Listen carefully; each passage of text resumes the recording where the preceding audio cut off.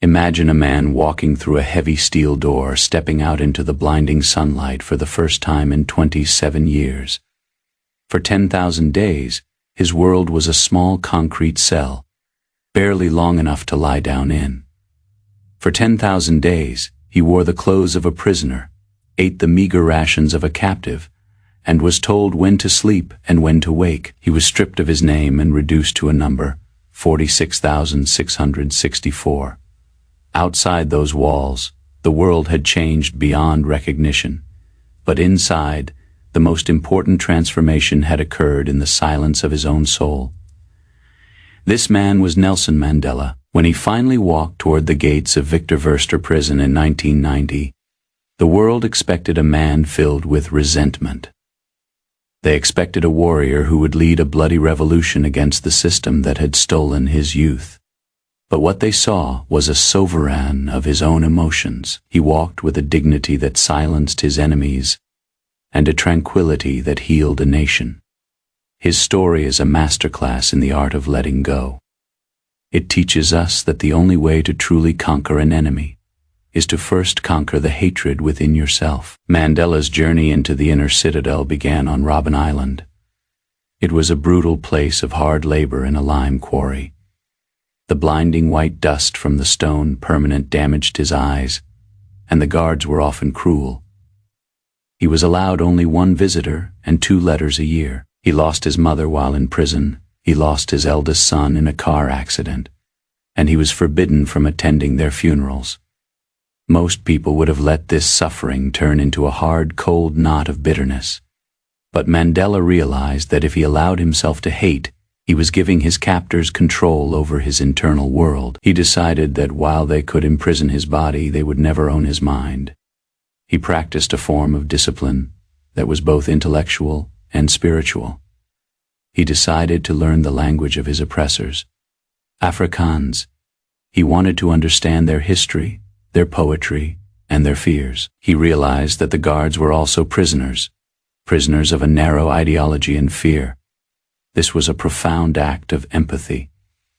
By seeing the humanity in his enemies, he reclaimed his own power. He used the silence of his cell not to dwell on his pain, but to cultivate a state of stoicism. He once said, "I am the master of my fate.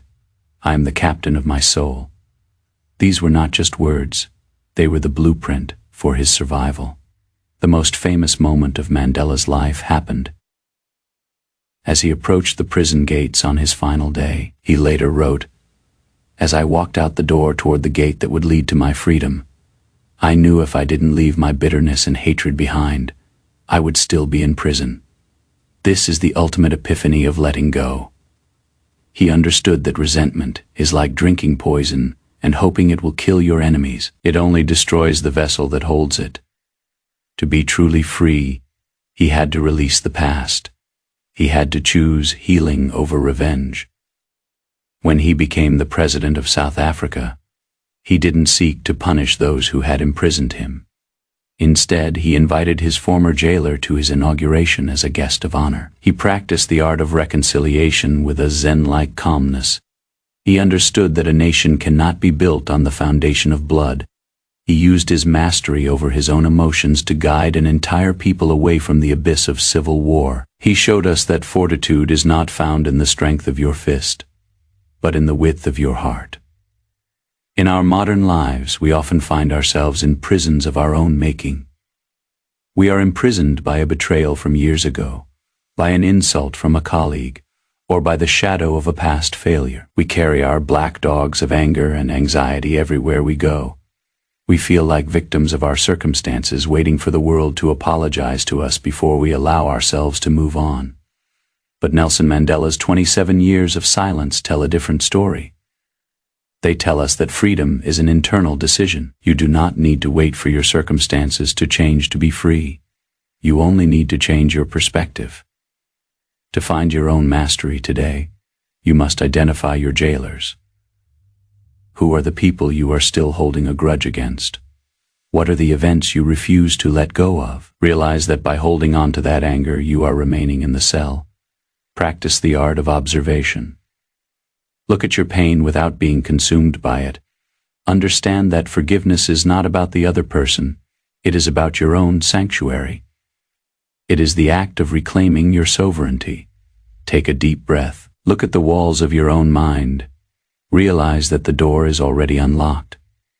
You are the one holding the key. Like Mandela, you can choose to walk out into the sunlight. You can choose to leave the bitterness behind. You can choose to be the architect of a future that is not defined by the scars of your past.